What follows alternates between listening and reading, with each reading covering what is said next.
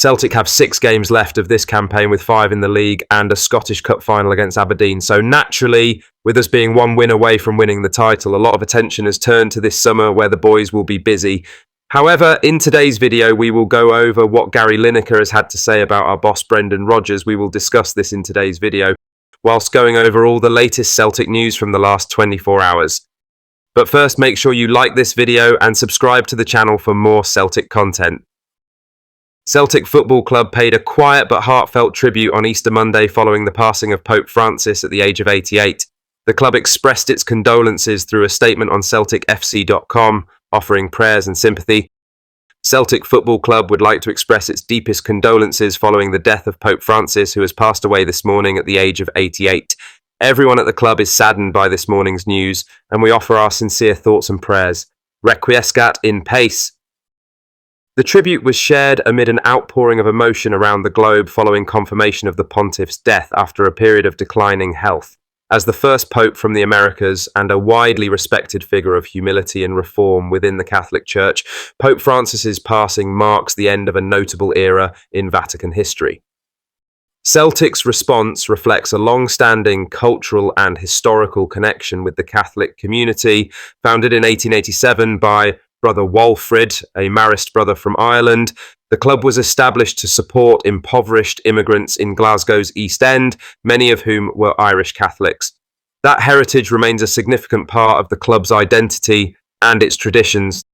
The club itself had a special audience with Pope Francis last season when the boys were in Italy to face Lazio. Brendan Rodgers gifted a Celtic jersey to Pope Francis and the whole team was in attendance. However, while Celtic's roots are undeniably intertwined with the Catholic faith, the club has grown into an inclusive and international institution. Its support and squad represent a broad spectrum of backgrounds and beliefs. Now for the main story, as Brendan Rodgers looks forward to another Scottish Cup final and more success at Celtic, his former club Leicester City have suffered contrasting fortunes.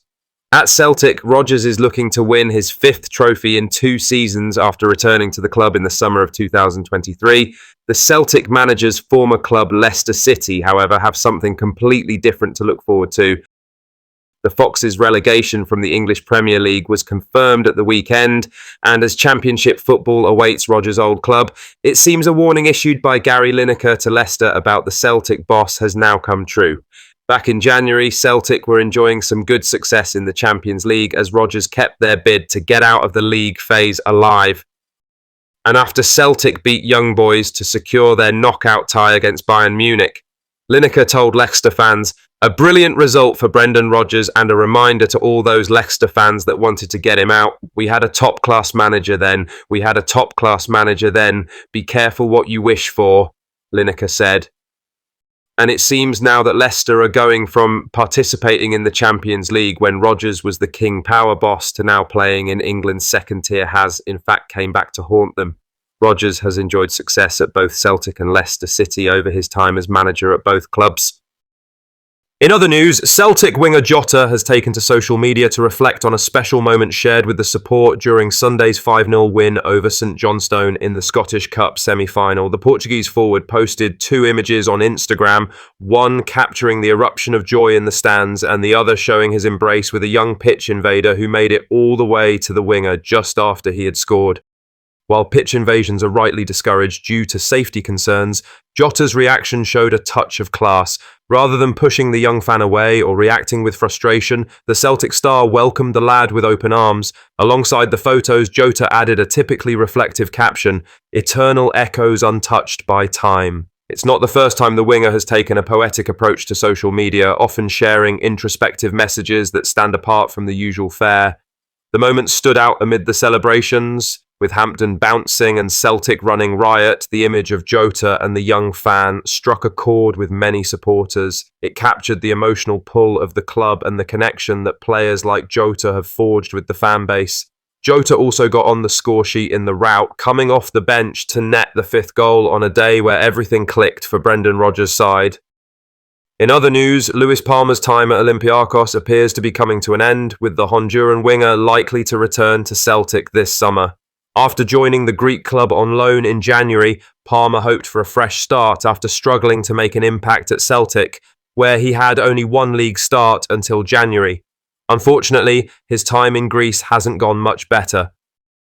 Although Olympiakos recently won the Greek championship, Parma hasn't had much of a role in their success. He has only started 2 league games, which shows how tough it's been for him to get regular playing time. Olympiakos manager Jose Luis Mendilibar has hinted that Parma will not be staying in Greece beyond this season, with a £3.5 million option to buy included in his loan deal, suggesting that the club doesn't see Parma as part of their long-term plans. The Spaniard confirmed that he's already decided which players will stay and which will leave, and it seems Parma is not in his future plans. He said, "I have already made my decisions about the players who will stay and who will go at the end of the season, and it will be very difficult for them to change my mind in the remaining games of the season." For Celtic fans, this likely means Parma will be heading back to Scotland this summer.